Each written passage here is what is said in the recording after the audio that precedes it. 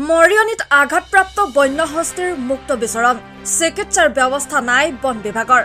Mariani gibbon অভয়াৰণ্যৰ পৰা খাদ্যৰ সন্ধানত বিচৰণ কৰি থকা বনৰীয়া হাতীৰ জাকটোৰ মাজত দেখিবলৈ পোৱা গৈছে এটা আঘাতপ্ৰাপ্ত হাতী হাতীটোৰ পিছৰ বাওঁ ভৰিখনত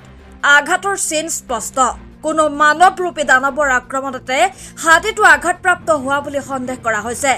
কিছুদিনৰ আগতে মৰিয়নিৰ ছয়কটা অঞ্চলত কোনো লোকে এটা হাতীক পছাৰে আক্ৰমণ কৰাৰ খবৰ ওলাইছিল যদিও হাতীটো বিচাৰি পোৱা নাছিল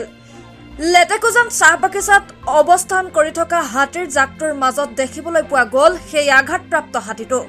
বিগত প্ৰায় এমাহতকৈ অধিক দিন ধৰি মৰিয়নিৰ খৰিকটীয়া চাহ বাগানৰ মাজতে হাতীটো আছে আঘাতপ্ৰাপ্ত হাতীটো ক্ৰমাৎ অসুস্থ হ'ব ধৰিছে হাতীটোৰ আঘাতপ্ৰাপ্ত হোৱা তথ্য বন বিভাগৰ হাতত আছে যদিও চিনাক্ত আৰু চিকিৎসাৰ কোনো ব্যৱস্থা কৰা পৰিলক্ষিত হোৱা নাই news desk report any express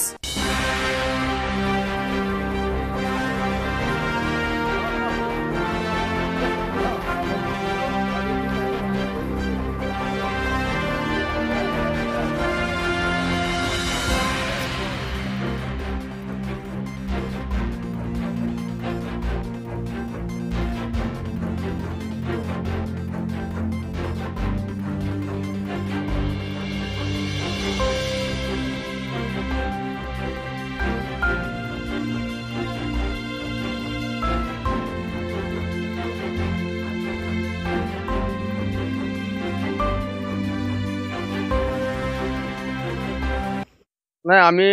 আজিৰ পৰা কেইদিনমান আগতে শুনিছিলো যে মানে এটা হাতী আঘাতপ্ৰাপ্ত হৈ আছে কিন্তু আজি আমি প্ৰত্যক্ষ কৰিছো যে সঁচাকে এটা হাতী আঘাতপ্ৰাপ্ত তাৰ অৱস্থা একেবাৰে বেয়া তাৰ চিকিৎসা অতি সোনকালে নহলে মানে যে তাৰ মানে দিগদাৰ আছে মৃত্যু হোৱাৰ চান্স আছে কাৰণ অৱস্থাটো একেবাৰে বেয়া আমি ৰাস্তাত আজি দেখিছো আৰু বিশেষকৈ মই দুটামান কথা ইয়াৰ লগত ক'বলৈ যাওঁ কাৰণ আজি আমি দেখিবলৈ পাইছো যে বন বিভাগে ইয়াত হাতী যেনেকুৱা মানে গৰখীয়া গৰু ৰাখে ঠিক তেনেধৰণেহে ব্যৱস্থাটো কৰিছে ইয়াত খেদাৰ কোনো ব্যৱস্থা কৰা নাই আৰু এইটো এটা দুখৰ বিষয় কাৰণ হাজাৰ হাজাৰ বিঘা মানুহৰ কৃষিভূমি নষ্ট কৰাৰ পাছতো কিন্তু যে একো ব্যৱস্থা লোৱা নাই আজিৰ পৰা আমি একমাহমান আগতে ডিঅ'ফক আমি এখন স্মাৰক পত্ৰৰ যোগেদি আমি জনাইছিলো যে আমাৰ প্ৰায় হাজাৰ হাজাৰ বিঘা কৃষিভূমি নষ্ট হৈছে কিন্তু ইহঁতক ক্ষতিপূৰণ নামত ক্ষতিপূৰণ সিহঁতৰ ব্যৱস্থা কৰি দিব লাগে কিন্তু আজি এক মাহ পাছতো ডিঅ'ফই মানে আলোচনা কৰিম বুলি ক'লে কিন্তু আজি পৰ্যন্ত এইবোৰ বিষয়ত কোনো গুৰুত্ব প্ৰদান নকৰাটো এটা আশ্চৰ্য বিষয় হৈ পৰিছে গতিকে আমি সদৌ অসম আদিবাসী ছাত্ৰ সন্থা দাবী জনাওঁ ইয়াৰ পৰাই আমি দাবী জনাব বিচাৰো অতি শীঘ্ৰে যদি ইয়াৰ ব্যৱস্থা নলয় তেতিয়া আমি গণতান্ত্ৰিক আন্দোলন কৰিবলৈ বাধ্য হ'ম